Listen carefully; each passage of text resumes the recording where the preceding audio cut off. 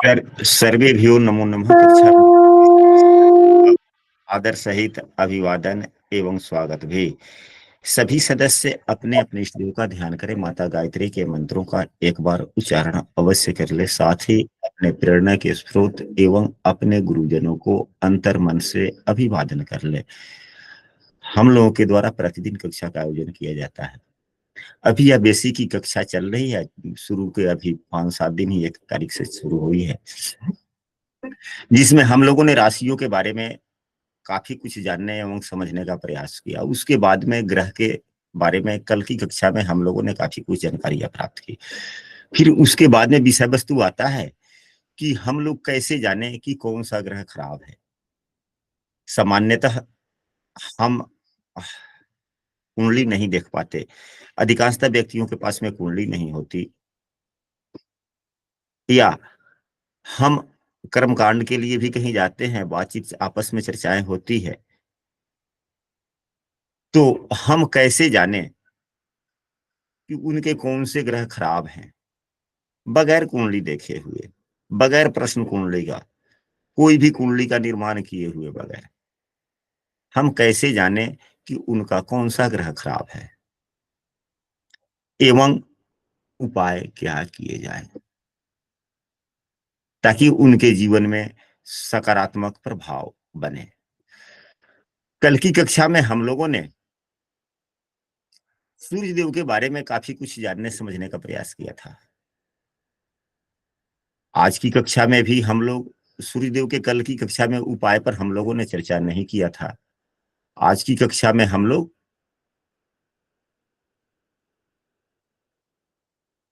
उपाय पर भी चर्चा करते हुए पुनः उससे आगे हम लोग बढ़ने का प्रयास करेंगे। सभी सदस्य को व्हाइट बोर्ड दिखलाई दे रही है? जी गुरु जी। आवाज भी स्पष्ट है? जी।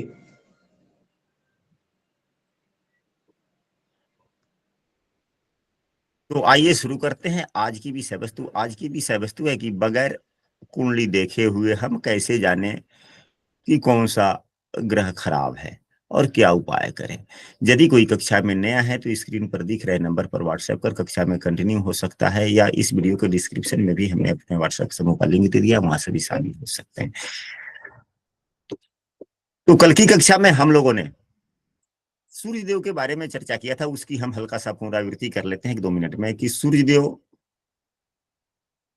की उनकी अपनी राशि सिंह राशि होती है, उनकी उच्च राशि मेष राशि होती है।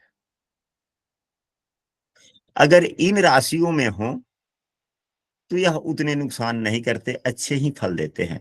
साथ ही हम लोगों ने कल की कक्षा में यह भी चर्चा किया था कि सूर्य देव के मित्र कौन कौन होते हैं, तो चंद्रमा मंगल गुरु होते हैं। यानी कि सूर्य देव कुंडली में अगर 4 नंबर की राशि में भी हो, मंगल देव की राशि में हो यानी कि मेष या वृश्चिक में हो, यानी तो मेष राशि में यह ऊंच के ही हो गए, वृश्चिक राशि में भी हो, या देव गुरु बृहस्पति की राशि में हो यानी 9-12 में, तो उतने बुरे फल नहीं देते। हाँ, जब यह पाप दृष्ट हो जाए या अंशात्मक मान के अनुसार इनका बल खराब हो जाए, देश क्रांत में गलत जगह पे चले जाए, बुरे भाव में चले, बुरे राशि में चले जाए, अपने नवमांश में अलग चले जाए, पहला की बात है, तो समस्याएं देते हैं। इनकी शत्रु राशि 2, 7, 10 और 11 है।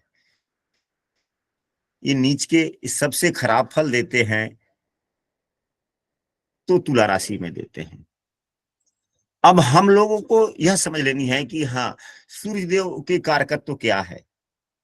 तो सूर्यदेव पिता के कारक हैं। जब हमारा पिता से मन ना मिले, जब अगर ऐसा व्यक्ति हो जिसके पास में कुंडली नहीं हो, अगर वह बोल रहा है कि हाँ ऐसी ऐसी समस्या है, कुछ परेशानी की बात, तो उससे बातचीत किया जाए, वार्तालाप किया जाए कि क्या पिता से आपकी बनती है, क्या आपके मन में पिता के प्रति आदर भाव स्नेह है। यदि आदर भाव स्नेह है, पिता से अपनापन है, तो सूर्यदेव उनके ठीक है। सामान्यतः स्वास्थ्य कैसा रहता है? सामान्यतः स्वास्थ्य अगर अच्छा रहता है तो सूर्यदेव ठीक है। साहस की बात करें, अगर साहस है तो सूर्यदेव ठीक है, अगर साहस में कमी है तो सूर्यदेव खराब है। हमने कल की कक्षा में यह भी चर्चा किया था कि राजसी सहयोग के भी कारक हैं सूर्यदेव, क्योंकि सूर्यदेव राजा हैं और राज्य, सरकारी नौकरी, इन सभी चीजों के कारक भी हैं। सरकारी सहयोग मिलने में अगर बाधाएं आ रही है, आपका सब कुछ ठीक ठाक है फिर भी सरकारी सहयोग नहीं मिल पा रहा है, तो कहीं ना कहीं सूर्यदेव खराब है। दाया आंख में बार बार दाहिना आंख, कुंडली का दूसरा भाव जो यह होता है सूर्यदेव का होता है, यहाँ से आंख का विचार करते हैं। अगर सूर्यदेव खराब होते हैं तो दाएं आंख में बार बार समस्याएं आती है।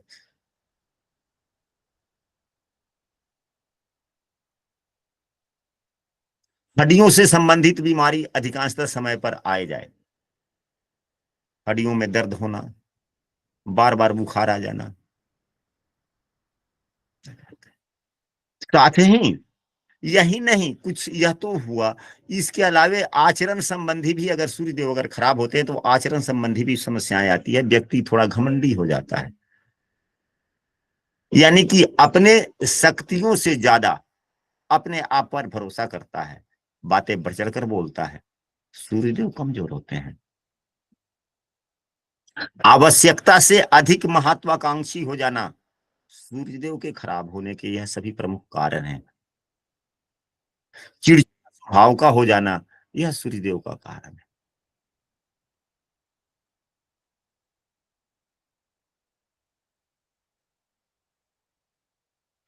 तो यदि, गुरुजी, हाँ जी, एक बार हमें महत्वाकांक्षी समझा दीजिए। किस तरह का, मतलब नेचर, क्या नेचर वाइज या कुछ भी, क्या होता है? महत्वाकांक्षी का मतलब यह हुआ कि हम, हमारे पास में जो एबिलिटी है,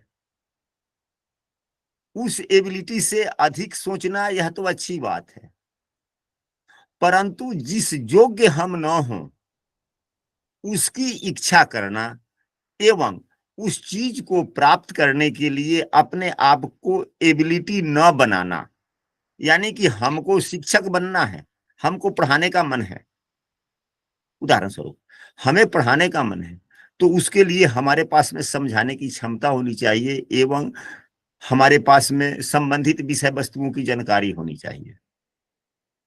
अगर वह नहीं है फिर भी मैं वह चाह रहा हूं, वह बस गलत गुरुजी, मैं समझ गया, आप कंटिन्यू करिए।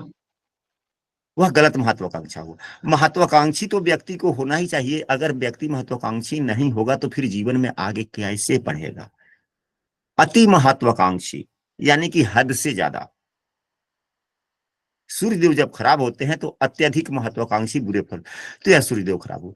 तो यदि किसी के अगर इस प्रकार के गुण पाए जाते हैं तो हम समझ सकते हैं कि हाँ, उनके सूर्यदेव खराब हैं। और जब खराब सूर्य के हम लोगों ने लक्षण जान लिए तो हम लोग कुछ अच्छे सूर्य के भी गुण जान लें, कि ताकि हम लोग यह भी पहचान सके कि सामने वाले की कुंडली में सूर्यदेव मजबूत है या नहीं है। तो जब सूर्यदेव मजबूत होते हैं, जब सूर्यदेव मजबूत होते हैं तो साहस काफी होती है एवं आत्मविश्वास काफी होता है, रोग प्रतिरोधक क्षमता काफी होती है, यानी कि सामान्यतः बीमारियां नहीं होती, अगर होता भी है तो बहुत जल्दी ठीक भी हो जाता है। आप लोग देखते होंगे कि एक छोटी सी ही बीमारी है, अगर 10 व्यक्तियों को आप सर्वे करें देखेंगे तो कोई कोई व्यक्ति ऐसा होता है कि एक दो खुराक दवा खाया ठीक हो गया भाई, उसके बाद में ठीक है। और उतना ही बड़ी बड़ी बीमारी किसी के पास में है तो कोई व्यक्ति लंबे दिनों तक दवा खाता है। ऐसी स्थितियां देखने को मिलती है, नहीं मिलती है? मिलती है गुरुजी। तो जिसको अत्यधिक दिन लंबे, वही बीमारी है और अत्यधिक दिन लंबे दवाई खाने की आवश्यकता पड़ रही है, तो समझा जाए कि सूर्यदेव उसके खराब है, रोग प्रतिरोधक क्षमता कम हो जाती है। एवं बार बार हर कार्यों में, चाहे जो काम आप करें,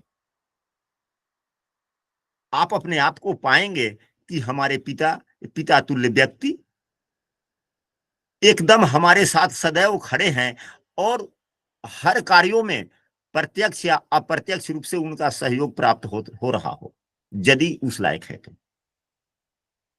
तो समझिए कि आपके सूर्यदेव बहुत ही मजबूत हैं। हृदय विशाल होगा, क्षमा करने की प्रवृत्ति होगी, क्योंकि राजा क्षमा भी करते हैं। सामान्य आप जिसके सूर्यदेव मजबूत होते हैं, तो सामान्य जो स्थिति होती है व्यक्ति की, सामान्यतः प्रतिष्ठा काफी अच्छी होती है। यानी कि जो गुण आप में है, उतना ही गुण अगर किसी दूसरे में भी है।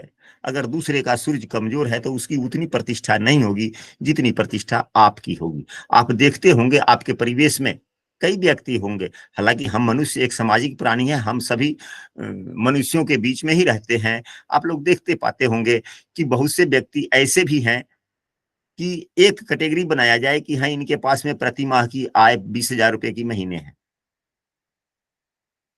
10 व्यक्तियों को देखें, एजुकेशन भी अगर 10 व्यक्तियों की सामान्य है, तो उसमें किसी की प्रतिष्ठा मान आदर अत्यधिक होता है और किसी की प्रतिष्ठा थोड़ी कम होती है। सभी किसी का वजन समाज में बराबर नहीं होता। क्या ऐसा देखने को मिलता है या नहीं मिलता है? मिलता है गुरुजी। तो यूं समझे कि जिसकी प्रतिष्ठा अधिक है उसके सूर्यदेव मजबूत है, क्योंकि सूर्यदेव प्रतिष्ठा के भी कारक हैं। आंखों की रोशनी अच्छी होगी, खास करके दाएं आंख की, दाएं आंखों में समस्याएं न के बराबर होगी, बिल्कुल नहीं। एवं वास्तविक इच्छा शक्ति, जिस लायक व्यक्ति की योग्यता है उस लायक लाभ प्राप्त करने की इच्छा शक्ति की भावना भी काफी होती है। तो हम ऐसे समझ सकते हैं कि सूर्यदेव उनका ठीक है। तो यदि अगर सूर्यदेव खराब हैं तो हमें सूर्य का उपाय करना चाहिए। हमें क्या करना चाहिए? सूर्य का उपाय करना चाहिए। कभी कभी ऐसा होता है कि स्वराशि के भी सूर्यदेव होते हैं और पापाग्रह से पीड़ित हो जाते हैं, गोचर बस भी। अगर मान लिया जाए कि कुंडली में 5 नंबर की राशि दशम भाव में ही है, यहां सूर्यदेव है, बैठ गए, ठीक है, और शनिदेव अगर गोचर बस 8वें भाव में पहुंच रहे अगर है, तो शनि की तीसरी दृष्टि पड़ गई। तो कुछ समय ऐसा आएगा, यह जो 2.5 साल का जो समय होता है, तो 2.5 साल व्यक्ति के जीवन में समस्याएं आएंगी।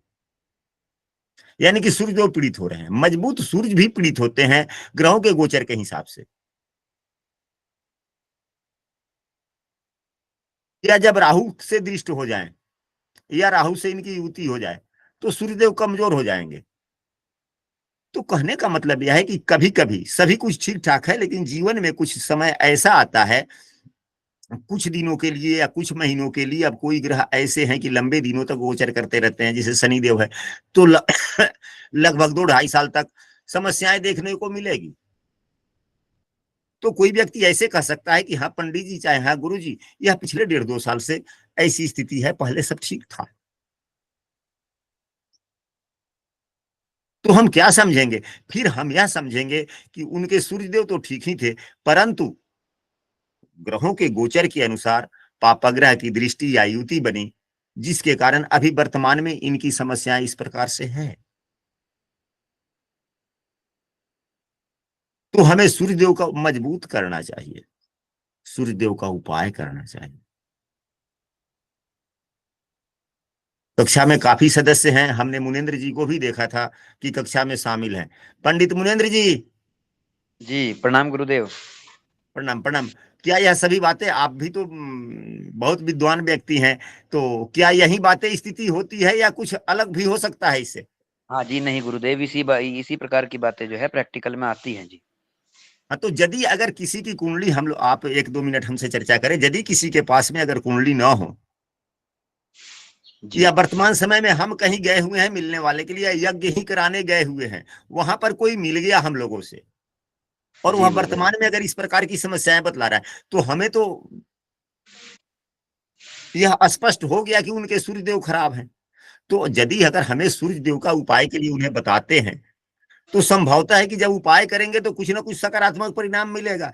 तो नाम पद नाम प्रतिष्ठा हम लोगों का भी बढ़ेगा और उनका भी फल मिला। जी बिल्कुल क्या? गुरुदेव। तो अब सूर्यदेव का उपाय कैसे करें? तो उपाय के लिए अगर लग्न कुंडली होता है तो लग्न कुंडली के अनुसार आदमी उपाय करता है तो वह सर्वोत्तम होता है।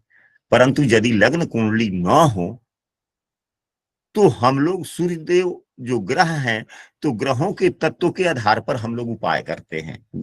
राशि के आधार पर नहीं करते, फिर ग्रहों के तत्व के आधार पर हम लोग करते हैं उपाय। और कोई दूसरे मंत्र नहीं, ना वैदिक मंत्र ना ही तांत्रिक मंत्र, नाम मंत्र का उपयोग करते हैं।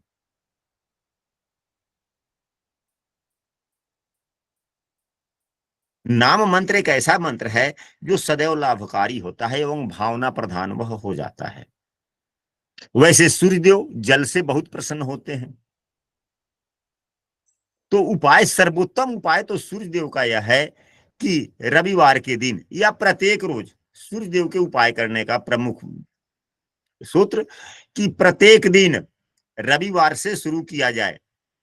आप पूर्व से भी दे रहे हैं जल, वह अलग बात है, उससे समस्याओं का समाधान नहीं होने वाला। समस्याओं का तो समाधान तब होगा जब आप कमी समझ ले कि हमारे पास में क्या कमी है। आप पूजा करना है, ठीक है, प्रतिदिन हम पूजा कर रहे हैं, बगैर संकल्प का, बगैर मन में विचार का अगर हम पूजा करते हैं तो वह कम फलदायी होता है।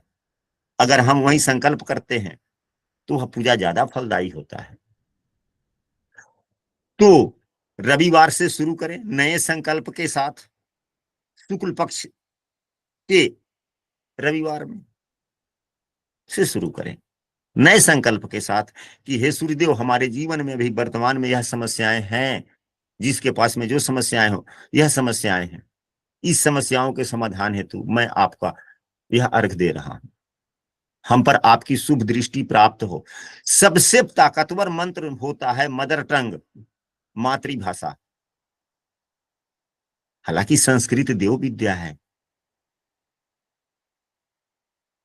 इसकी गुणवत्ता तो खैर कोई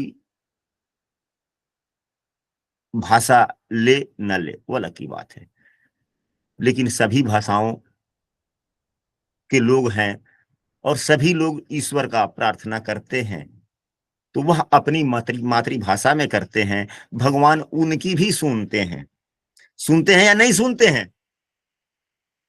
जी सुनते हैं गुरुदेव। सुनते हैं। इसलिए सर्वोत्तम मंत्र, सर्वोत्तम भाषा मदर टंग की ही हम भी मानते हैं। हाँ, यदि अगर ज्ञान है तो अगर संस्कृत वाले मंत्रों का उपयोग किया जाए तो फिर वह और उत्तम माना जा सकता है, कहा जा सकता है।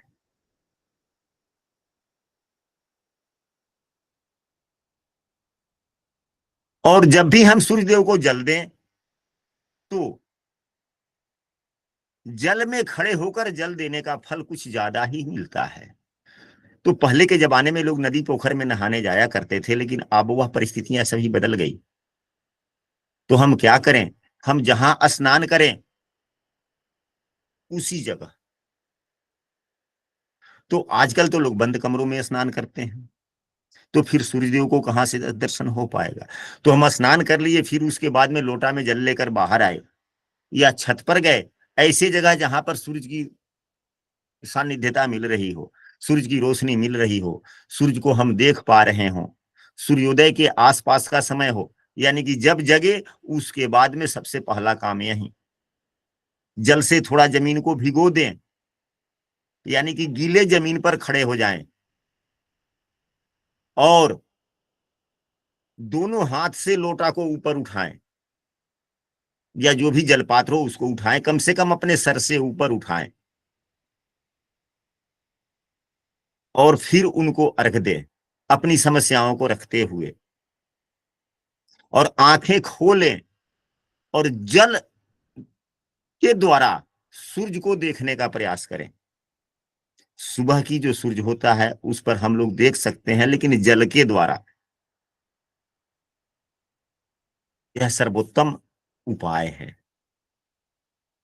हाँ, यदि कुंडली नहीं है तो ग्रह के अनुसार, ग्रह के तत्वों के अनुसार से हम उपाय कर सकते हैं। तो सूर्य देव के नाम मंत्र का उच्चारण करते हुए हम हवन करें, क्योंकि सूर्यदेव अग्नि तत्व के हैं। और हवन करें तो रविवार के रविवार करें। इतना ही करने से बहुत ही सकारात्मक फल मिलेगा, एवं साथ ही अपने पिता एवं पिता तुल्य व्यक्ति के साथ में कुछ ऐसा व्यवहार करना चाहिए कि हम जब जाएं उनके सामने तो वह हमको देखकर उनका चेहरा अनायास ही मुस्कुराने लगे। कुछ हम ऐसा काम करें, कुछ ऐसा आचरण करें, उनके साथ में कुछ ऐसा बर्ताव करें कि हम उनके साथ सामने जब जाएं, अपने पिता तुल्य व्यक्ति जिसका उम्र हमसे बड़ा है, जो हमारा हित चाहते हैं और हमसे उम्र में भी बड़े हैं। हमारे शास्त्रों में बतलाया गया है कि जो हमसे उम्र में बड़ा है, चाहे वह बड़ा सगा बड़ा भाई ही क्यों नहीं, उसे भी पिता की उपाधि दी गई है। शास्त्रों में यही बातें वर्णित है ना। जी गुरु जी जी। गुरुदेव। क्योंकि जीवन के पड़ाव में हम लोगों का शरीर नश्वर है। हम आज यहाँ पर बोल रहे हैं, शाम में बोलेंगे कि नहीं बोलेंगे, कब कौन है इस दुनिया में, कब चला जाएगा, कोई गारंटी नहीं है, कोई निश्चितता इसकी नहीं है। बहुत से व्यक्ति ऐसे होते हैं, हम सिर्फ कहते कि पिता पिता पिता, तो बहुत से व्यक्ति ऐसे हैं जिनके पिता अब इस दुनिया में नहीं है, तो वह किसको आदर करें। तो अपने पिता तुल्य, एक पिताजी चले जाते हैं तो अनेक पिताजी हो जाते हैं। बात हमें आदर करने की है, बात हमें सम्मान देने की है और मानने की है। तो उन लोगों के समक्ष हम जाएं तो उनका चेहरा अपने आप मुस्कुराता हुआ हमें प्रतीत हो, एवं हमसे वह बात करना चाहें।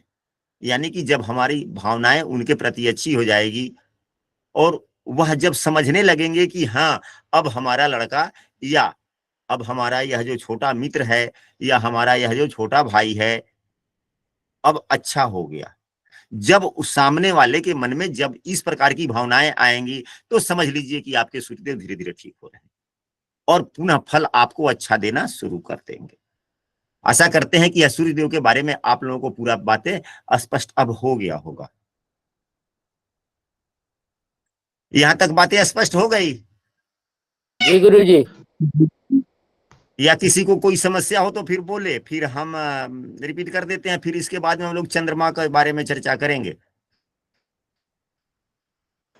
गुरुजी, जिनका जिन जातकों की छोटी उम्र में उनके पिता चले जाते हैं तो इसका मतलब फिर उसका सूर्य खराब ही माने? नहीं, वो तो अलग सी बात है, वह अलग विषय वस्तु है। कहने का मतलब यह है कि वह कुंडली में वैसे योग बनते होते होते बहुत से ऐसे जातक हुए हैं कि जिसके सूर्य भी मजबूत है, सभी सुख सुविधाएं उन्हें मिल रही है और उनके पिताजी बचपन में उनका देहांत हो गया। वो अलग विषय वस्तु है। तो अब हम शुरू करते हैं चंद्रमा के बारे में।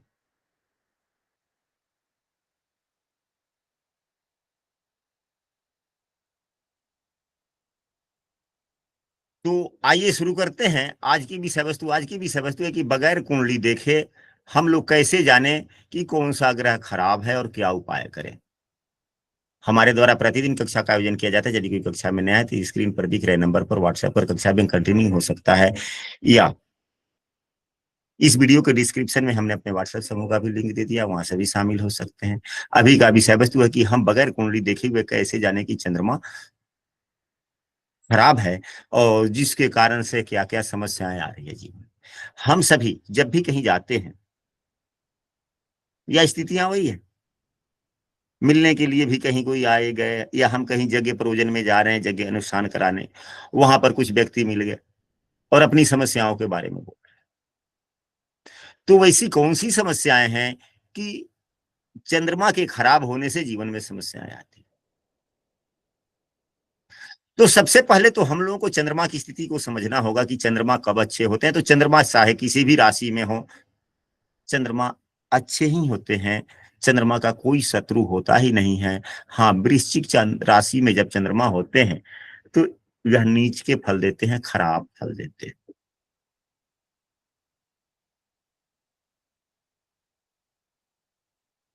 एवं अन्य सभी राशियों में यह सामान्यतः अच्छे फल देते हैं। वृषभ राशि इनकी ऊंच की राशि होती है, स्वराशि इनका कर्क होता है। वैसे ये मित्र किसको मानते हैं तो बुध को अपना परम मित्र मानते हैं एवं सूर्य को भी अपना परम मित्र मानते हैं। अन्य सभी राशियों को यह सम की स्थिति से रखते हैं। सबसे पहले चंद्रमा के कुछ कारकत्वों के बारे में हम लोग चर्चा कर लेते हैं। चंद्रमा माता का कारक है, दिमाग का भी कारक है, मन का कारक है, भावनाओं का कारक है, सुंदरता का कारक है, एवं सबसे बड़ी बात, बड़े भावुकता एवं उदार दोनों का समन्वय मिश्रण करने पर एक शब्द बनता है जिसको हम कहते हैं भद्र पुरुष। भद्र पुरुष में कई गुण होते हैं, अनगिनत गुण होते हैं। भद्र पुरुष के गुणों का सीमांकन नहीं किया जा सकता।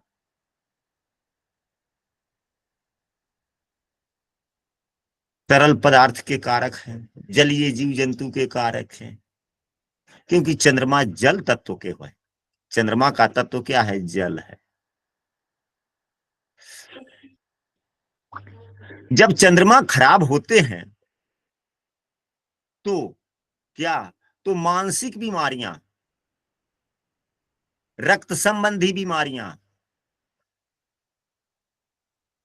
शरीर में जल से संबंधित रोग, जल से संबंधित रोग का मतलब यह हुआ कि मूत्र या पेशाब संबंधी रोग, जिगर इत्यादि। यानी कि हमारे शरीर में उतने तो अंगों का नाम हम लोग उतना नहीं बतला सकते या नहीं जानते, लेकिन जिन अंगों का उपयोग शरीर के ब्लड को रिफाइन करने में या खून को साफ करने में जिन जिन अंगों का उपयोग होता है, कहीं ना कहीं चंद्रमा वहां का भी कारकत्व रखता है। तो इन अंगों में बीमारियां,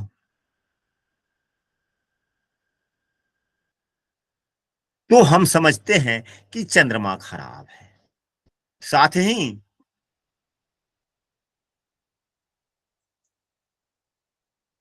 चंद्रमा जब खराब होता है, पीड़ित होता है, तो क्या क्या होता है? तो वैसे तो बचपना में लंबे दिनों तक बीमार रहना बच्चे को, कभी कभी किसी किसी बच्चे को देखते हैं कि अधिकांशतः समय रोगी ही रहता है। माता पिता उसे अस्पताल बार बार लेकर जाते हैं, डॉक्टर के पास में लेकर जाते हैं। तो ऐसे समझा जाए कि जो बच्चा अधिकांशतः समय महीने में 20 रोज बीमार ही रहता है, 15 रोज बीमार ही रहता है, तो समझिए कि हाँ जी, उसके चंद्रमा कमजोर हैं। अगर चंद्रमा मजबूत हो तो बचपन में बीमारियां कम होती है। हालांकि जो सदस्य यहाँ पर हैं, लग्न कुंडली का फलादेश भी करते हैं, तो पुस्तक का भी कुछ अध्ययन करते हैं। पुस्तकों में ये भी पाया गया है, अभी हम लोगों ने जातक परिजात की कक्षा कर रहे हैं, वहां पे अधिकांशतः जितने योग बन रहे हैं बालारिष्ट के, यानी कि बचपना में स्वास्थ्य हानि के, तो अधिकांशतः योग में चंद्रमा का कहीं ना कहीं से पीड़ित होना ही दिख रहा है। तो चंद्रमा जब पीड़ित होते हैं तो बचपना में बहुत ही बीमारियां तरह तरह की होती है। एवं जिसके कुंडली में चंद्रमा खराब होते हैं या पीड़ित होते हैं, चाहे वह गोचर बस ही सही, अगर मान लीजिए कि लग्न कुंडली में चंद्रमा अच्छे ही भाव में है, उच्च के ही क्यों ना हो, अगर चंद्रमा 2 नंबर की राशि में उच्च के है और गोचर बस राहु शनि से या किसी भी बुरे भाव के ग्रहों से दृष्ट हो जाए, यानी कि बीमारी वाली भाव से, या चंद्रमा पीड़ित हो जाए, यानी कि बीमारी वाला भाव 6ठा 8वां 12वें भाव या मार्केश भाव के स्वामी से जब भी यह गोचर बस दृष्ट होते हैं तो समस्याएं देते हैं। तो कैसी, तो माता को भी समस्या हो, माता को भी कष्ट हो सकता है, बीमारी हो सकती है। गोचर बस भी अगर यह कहा जाए कि हाँ भाई माता जी का तब स्वास्थ्य थोड़ा अधिक दिनों से ठीक नहीं है, 1.5-2 साल से माता हमारी खराब स्थिति में, स्वास्थ्य अच्छा नहीं है, तो यूं समझ लीजिए कि उसका चंद्रमा कोई लंबे ग्रह के द्वारा, हम जो पिछली कक्षा में जो सूर्यदेव के बारे में हम नहीं बतला पाए हैं, बातें अभी ध्यान में आई है, तो यहां पर चर्चा कर लेते हैं। यदि लंबे दिनों से है बीमारी तो शनिदेव, कम दिनों से है तो दूसरे, यानी कि ग्रहों के गोचर का जो प्रभाव होता है, जो अवधि काल होता है, उसके हिसाब से। अब यहां पर अब यह देखा जाए कि हम कैसे समझ लेंगे कि किस ग्रह के द्वारा पीड़ित हो रहे हैं। अलग अलग ग्रहों के से द्वारा पीड़ित होने से अलग अलग प्रकार की बीमारियां हो सकती है माता को। अगर शनि के द्वारा पीड़ित हो रहे हो गोचर बस, तो शनि से संबंधित बीमारियां होने की संभावनाएं बनती है। यदि आपके कुंडली में गुरुदेव ही मार्केश भाव के स्वामी हो जाते हैं, रोग भाव के स्वामी होते हैं, और गुरुदेव के द्वारा अगर दृष्ट होते हैं, तो गुरुदेव से संबंधित बीमारियां, पेट से संबंधित बीमारियां, जो कुंडली के जितने भी ग्रह हैं सभी से संबंधित कुछ ना कुछ बीमारियां हैं। सभी ग्रह शुभ हैं, सभी ग्रह अशुभ भी हैं। ये वाली बात नहीं कि गुरुदेव ही केवल अच्छे ग्रह हैं, शनि देव भी योग कारक कभी कभी होते हैं किसी किसी लग्न में, तो वह भी अच्छे फल देते हैं। कभी कभी गुरुदेव से संबंधित भी समस्याएं आती हैं। तो हम लोग ग्रहों को भी पहचान सकते हैं कि किस ग्रह के द्वारा हमारा चंद्रमा पीड़ित हो रहा है या कौन सा ग्रह पीड़ित हो रहा है। तो हम लोग संबंधित ग्रहों का भी कुछ उपाय कर सकते हैं, शांति कर सकते हैं। यदि नहीं तो कम से कम चंद्रमा को तो मजबूत हम बना ही सकते हैं, यानी कि माता से संबंधित बीमारी, बचपन में बीमारी। और सामान्यतः जब चंद्रमा जब खराब होते हैं, पीड़ित होते हैं, या सामान्यतः खराब रहते हैं, अगर सामान्यतः जन्म कुंडली में ही अगर उसके चंद्रमा खराब है तो व्यक्ति का भाग्य साथ नहीं देता। चाहे चंद्रमा भाग्य से हो या नहीं हो, कोई फर्क नहीं पड़ता। अगर चंद्रमा पीड़ित हो कुंडली में, लग्न कुंडली में पीड़ित हो, तो सामान्यतः जीवन भर भाग्य साथ नहीं देता, कम देता है। अगर कुछ दिनों से अगर भाग्य साथ नहीं दे रहा हो, और पिछली के पहले से दे रहा है, अभी कुछ साल 2 साल से या 6 महीने से भाग्य साथ नहीं दे रहा है, तो हम लोग समझ सकते हैं कि गोचर के कारण, पापा ग्रहों से या बुरे भाव के स्वामी के कारण चंद्रमा पीड़ित हो रहे हैं।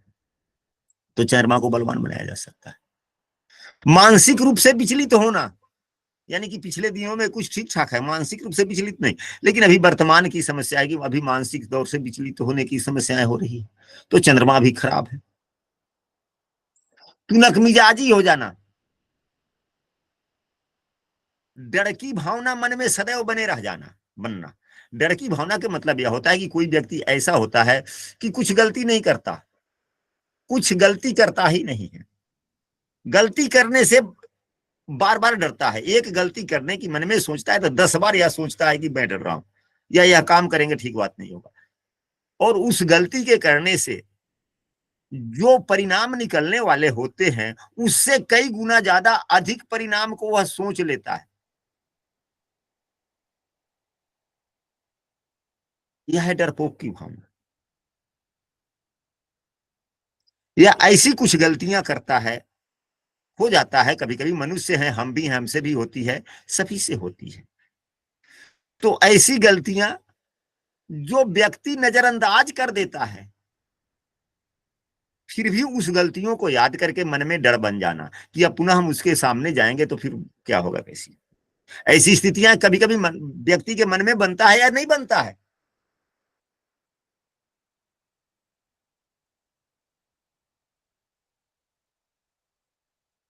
ऐसी स्थितियां होती है नहीं होती है। होती है गुरु। तो जब अगर ऐसी स्थितियां हैं तो समझा जाए कि चंद्रमा कमजोर है।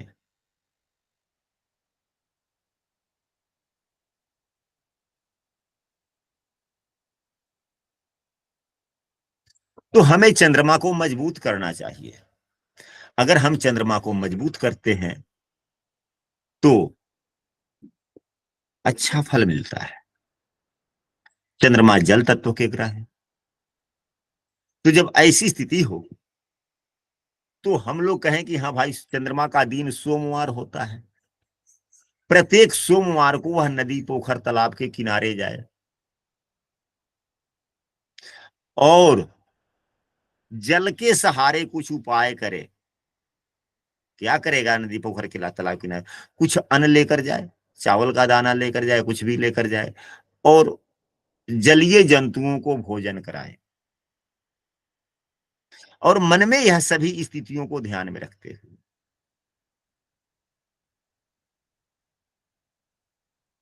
या अगर नदी पोखर में जाने का समय नहीं है या घर के अगल बगल में नहीं है तो हम क्या करें? सोमवार के दिन से शुरू करें। एक ऐसा बर्तन छत पे रख दे या किसी ऐसी जगह पे रख दे कि चिड़िया वगैरह आए, उसमें थोड़ा पानी डाल दे, अत्यधिक पानी न डालें, और उसमें कोई भी अन्न, अगर चंद्रमा से संबंधित तो चंद्रमा से संबंधित अन्न अगर हम रख देते हैं, जैसे चावल वगैरह रखते हैं, अगर पानी में ही है थोड़ा चावल रख दिए तो चिड़िया आएगी, पानी भी पिएगी, चावल भी खाएगा, आपका तो पानी के साथ में उपाय हो ही गया। हम हवन भी कर सकते हैं, हालांकि सभी ग्रहों के लिए हवन किए जाते हैं, तो सोमवार के दिन हम हवन करें, और हवन में भी सफेद वस्तुओं का हम उपयोग करें, कपूर से ही हवन करें। चंद्रमा का तो हवन सबसे अच्छा आसान है। एक कपूर की टिकिया हम एक कटोरे में, हम छोटे से कटोरे में या मिट्टी के दिया में एक कपूर जला देंगे, एक दो कपूर की टिकिया को हम बुरक देंगे, चूर्ण बना लेंगे, और सोमवार के दिन सुबह के समय वहीं कपूर की टिकिया से हम हवन करें। मंत्र कौन सा होगा? तो नाम मंत्र से।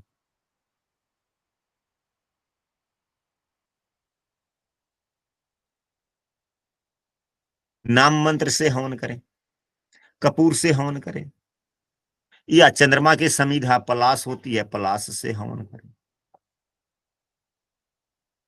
तो अत्यधिक फल मिलने की संभावनाएं होती है।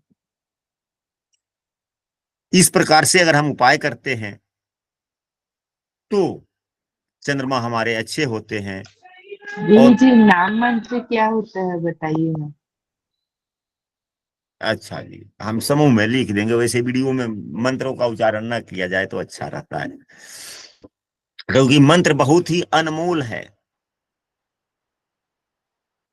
हम समूह में लिख देंगे। गुरु जी नाम मंत्र, वैदिक मंत्र और तांत्रिक मंत्र तीनों के बता दें। हाँ जी, हम पुस्तक ही समूह में शेयर कर देंगे, और चंद्र सभी ग्रहों का पुस्तक हम समूह में शेयर कर देंगे, आप वहां से देख लीजिएगा आप सभी, ठीक है? गुरुजी संक्षिप्त में बता देते, थोड़ा सा समझ में आ जाता आपकी वाणी के द्वारा।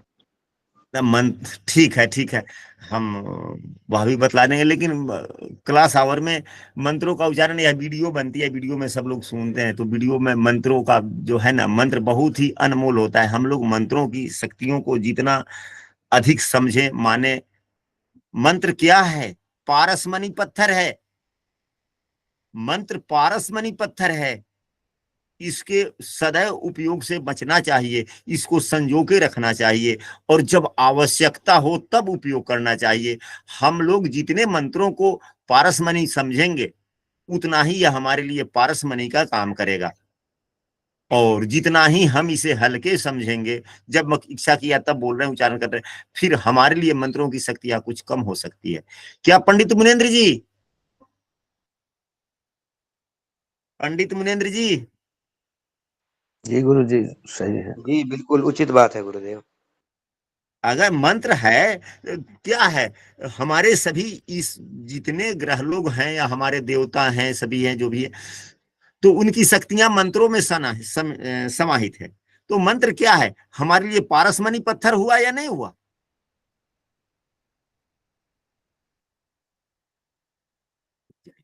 चलिए, तो अब हम इस बुद्धदेव का हुआ, अब इसके बाद में अब हम चलते हैं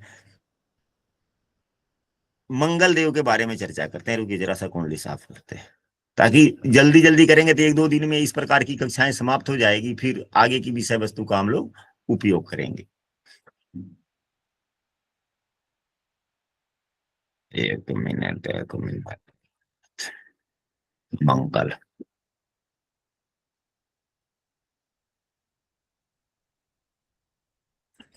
हम्म।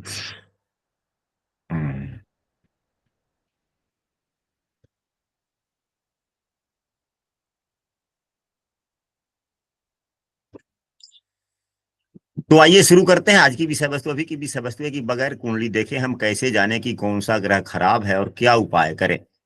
तो अभी की विषय वस्तु है मंगल ग्रह, कि बगैर कुंडली देखे हम लोग मंगल देव को कैसे समझे कि हमारे कुंडली में अच्छे फल नहीं दे रहे हैं।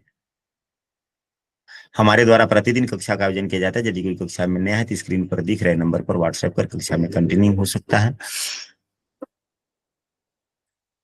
या इस वीडियो के डिस्क्रिप्शन में हमने अपने व्हाट्सएप समूह का लिंक भी दे दिया है, वहां से भी आप शामिल हो सकते हैं। अब सबसे पहले मंगल देव के बारे में जानने के लिए मंगल देव को हमें यह समझ ले कि मंगल देव मेष एवं वृश्चिक राशि के स्वामी होते हैं, मकर राशि में उच्च के होते हैं एवं कर्क राशि में यह नीच के होते हैं। 3 और 6 बुध की राशि से इनकी शत्रुता है। शत्रुता का कारण यह भी हो सकता है, हालांकि यह पुस्तकों में तो वर्णित नहीं है कि क्यों है, लेकिन हम लोग व्यवहारिक दृष्टिकोण से यह समझ सकते हैं, अनुभव कर सकते हैं।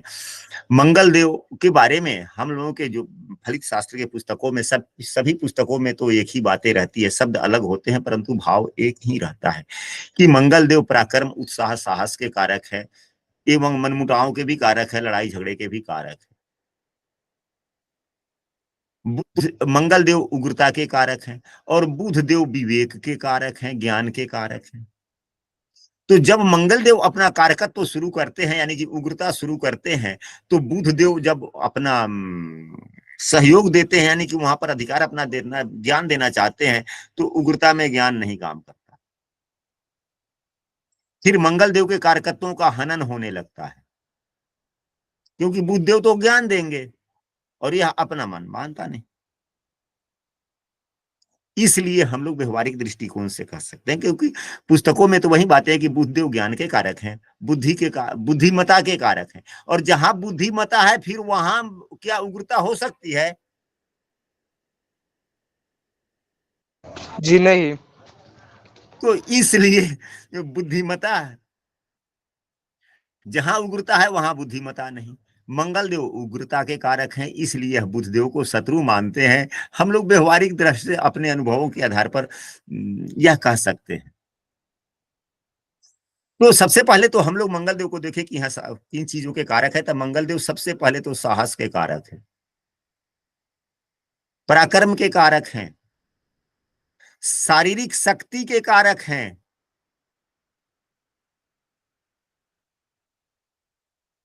सहोदर भाई के कारक हैं। जिसके मंगल देव खराब होते हैं, साहस कम होती है, शारीरिक शक्ति कम होता है। आप लोग देखते होंगे बहुत सा दुबला पतला व्यक्ति भी बहुत ताकतवर होता है, लंबे अधिक देर तक वह काम करता है।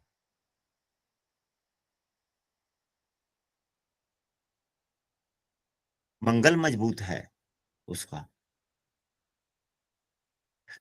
सहोदर अनुज का है, ये नहीं कि केवल छोटे भाई का, नहीं, हमारे छोटे बहनों का भी। अगर छोटे भाई बहनों से मेल नहीं है तो समझा जाए कि मंगल कमजोर है। जोखिम भरा साहसिक कार्य, रिस्क वाला काम में साहस। बहुत से व्यक्ति ऐसे होते हैं कि हल्का साहसिक काम है, रिस्क नहीं लेते। उदाहरण स्वरूप हमें ही लीजिए, कभी कभी अगर बाइक चलाना होता है तो हम बड़ी बड़ी सड़कों पे नहीं जाते। बड़ी बड़ी सड़कों पर बड़ी बड़ी गाड़ियां पीछे से आती है, अपना हॉर्न देती हुई, आवाज देती हुई, तो हमको डर लगता है, फिर हम नहीं चलाते, हम किसी दूसरे को कहते चला नहीं। तो यह स्थितियां क्या दर्शाता है कि मंगल थोड़े कमजोर है। मंगल देव रक्षात्मक दृष्टिकोण से बहुत अच्छे माने जाते हैं, नहीं प्रशासनिक सेवा के लिए। हम बार बार नौकरी के लिए प्रशासनिक यानी कि सेना से संबंधित रक्षात्मक जो नौकरी होती है, उस नौकरी में हम बार बार आवेदन दे रहे हैं, सब कुछ कर रहे हैं, परंतु कुछ ना कुछ कमी के कारण, हल्के हल्के कमी के कारण हमें नौकरी में हम नहीं ज्वाइन हो पाते, या हम उससे हटा दिए जाते हैं, हम अलग हो जाते हैं। मंगल देव कमजोर है।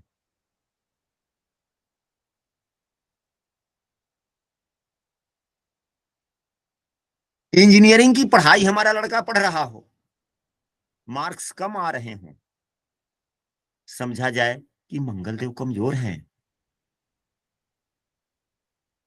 अगर जिसके मंगलदेव मजबूत होते हैं उनका लड़का इंजीनियरिंग में भी ठीक ठाक।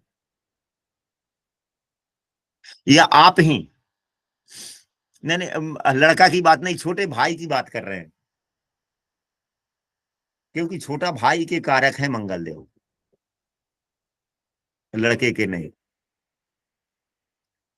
यानी कि जिसके मंगल कमजोर होते हैं उसे सेना में भर्ती में भी समस्याएं, अगर वह इंजीनियरिंग की पढ़ाई कर रहा है तो नंबर का कम आना, वस्तुगत स्थिति को नहीं समझ पाना। घर बनवा रहा है, पक्का का मकान ईंट का बनवा रहा है, किसी न किसी प्रकार से उसमें रुकावट आ जा रही है, मंगलदेव कमजोर हैं। साथ ही बीमारियों की बात करें तो बार बार चोट लगना, मंगलदेव कमजोर हैं। घाव होना, ऑपरेशन वाली बातें, ये सभी मंगलदेव के। इसके साथ ही और भी काफी विषय वस्तु होती है। अगर मंगलदेव खराब होते हैं तो आक्रमणशील प्रवृत्ति, हठीला, ईर्ष्यालु एवं हमेशा शरीर में जलन गर्मी की शिकायत, एवं जिसके मंगलदेव खराब होते हैं उसका वैवाहिक दाम्पत्य जीवन भी अच्छा नहीं होता।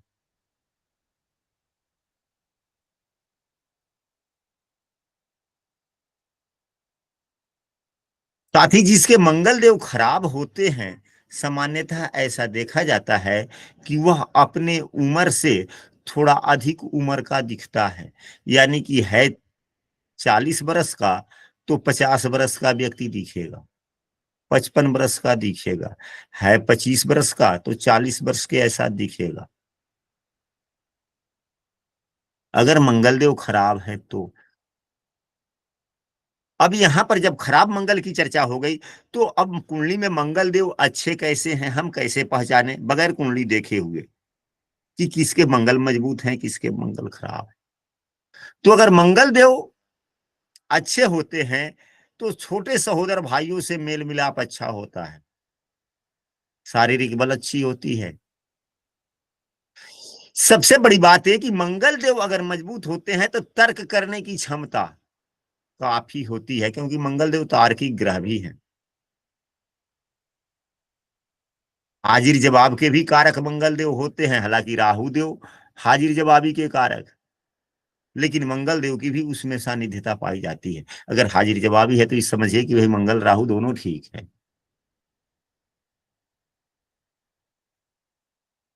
या और निपुणता किस चीज में, तो इंजीनियरिंग में। इंजीनियरिंग का मतलब यह हो गया कि सब लोग तो इंजीनियर होते नहीं है, ग्रामीण क्षेत्र के व्यक्ति और भी व्यक्ति। तो इंजीनियर माइंडेड, यानी कि कोई विषय वस्तु खराब है तो कैसे ठीक कर ले। हम जो कहना चाह रहे हैं शायद आप लोगों की बातें, हमारी बातें आप लोगों को समझ में आ रही होगी।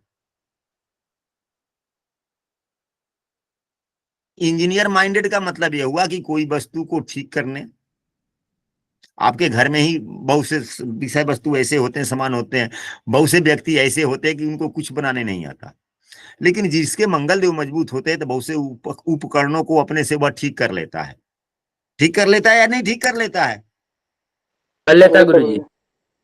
तो अगर अपने उपकरणों को वह ठीक कर लेता है तो यूं समझा जाए कि उसके मंगल देव ठीक हैं। अगर वह नहीं ठीक कर पाता तो यूं समझा जाए कि उसके मंगल खराब है। आत्मविश्वास से लवरेज होता है, जिसके मंगल कमजोर होते हैं आत्मविश्वसनीयता की कमी थोड़ी कम हो जाती है, शक्ति कम होता है। तो यह तो हुआ मंगल देव के बारे में कि मंगल देव कुंडली में कैसे अच्छे हो सकते हैं कैसे खराब हो सकते हैं, हम कैसे आकलन करें, तो उसका उपाय कैसे कर सकते हैं। तो मंगल देव के लिए हम क्या कर सकते हैं, मंगल देव अग्नि तत्व के ग्रह हैं। मंगलवार के दिन हम मंगल देव का हवन कर सकते हैं। तो मंगल देव की समिधा क्या होती है? खैर होती है, खैर। नाम मंत्र से हम हवन करें। नाम मंत्र यहां पर मैं बतला दे रहा हूं मंगल देव का, ओम अंग अंगकाराय नमः। ओम अंग अंगकाराय नमः नाम मंत्र। इस मंत्रों का उच्चारण करते हुए हम खैरा की लकड़ी से हवन कर सकते हैं मंगलवार के दिन। हनुमान जी की भी पूजा कर सकते हैं, सुंदरकांड का पाठ कर सकते हैं। जिसके जीवन में इस प्रकार की समस्याएं हैं उस व्यक्ति को तो आजीवन कम से कम प्रत्येक मंगलवार को हनुमान जी की मंदिर जाना चाहिए, हनुमान चालीसा का पाठ करना चाहिए।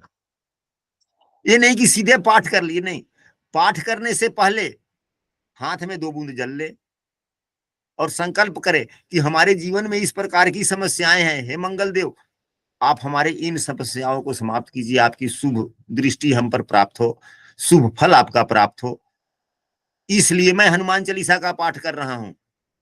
फिर वो हनुमान चालीसा का पाठ ज्यादा फलदायी हो जाएगा। और बगैर कहे हुए अगर बस 5-10 सेकंड की यह बातें अगर आप नहीं कहते हैं, सीधे नहाए धोए अगरबत्ती जलाए हनुमान चालीसा का पाठ कर ली, वह भी फलदायी है। लेकिन वह फल किस लिए मिले आपको? मनुष्य के जीवन में अनगिनत समस्याएं हैं, आपको कौन सी समस्याएं सबसे ज्यादा प्रभावित कर रही है, उस समस्याओं का उच्चारण करते हुए कि हमें यह समस्या है, इन समस्याओं के समाधान हेतु हे मंगल देव मैं आपका हनुमान चालीसा का पाठ कर रहा हूं। फिर हनुमान जी भी समझेंगे कि हाँ व्यक्ति एक ही चीज को मांग रहा है, इसे जल्दी पूरा करो। फिर आपकी भावनाएं, हमारी भावनाएं जिस प्रकार की होती है उस प्रकार से फल मिलते हैं। खैरा की लकड़ी से हवन कर सकते हैं मंगलवार के दिन, या हनुमान चालीसा का पाठ कर सकते हैं, हनुमान जी के मंदिर जा सकते हैं, और भी कई सारे उपाय हैं, किया जा सकता है। एक ग्रहों की उपाय के लिए की जाए अगर देखा जाए तो पूरी किताब भर जाएगी। जितने पुस्तक पढ़िएगा अलग अलग प्रकार से उपाय देखने को मिलते हैं, सभी उपाय प्रभावी होते हैं। लेकिन आप क्या उपाय कर सकते हैं, उसी अनुसार हम लोगों को उपाय भी बतलाने चाहिए एवं उपाय करने चाहिए। जो उपाय सबसे सुगम हो, सरल हो, आसान हो और कम देर का हो, क्योंकि लंबे देर तक हम मनुष्य एकाग्र नहीं रह सकते, और जब लंबे देर तक एकाग्र नहीं रह सकते तो फिर जहां पे एकाग्रता भंग हो जाती है और मन में जब ख्यालात अलग अलग प्रकार से आने लगते हैं तो फिर पूर्व में किए गए फलों में कुछ हानि होने की संभावनाएं होती है। इसलिए पूजा पाठ थोड़ा कम देर, हमारा विचार मानना है। हाँ, बहुत से व्यक्ति ऐसे होते हैं कि घंटों 2 घंटे काफी लंबे देर तक, वर्षों तक ध्यान केंद्रित करके रह जाते हैं, करते हैं। तो ऐसे लोग तो मनस्वी होते हैं। मनस्वियों की भी आज की दुनिया में कमी नहीं है, हम सबों को मनस्वी बनना चाहिए। आशा करते हैं कि यह भी विषय वस्तु आप लोगों को समझ में पूरी आई होगी। पूरी विषय वस्तु समझ में आई है? जी गुरुदेव। हाँ जी, बहुत अच्छे से आ गए।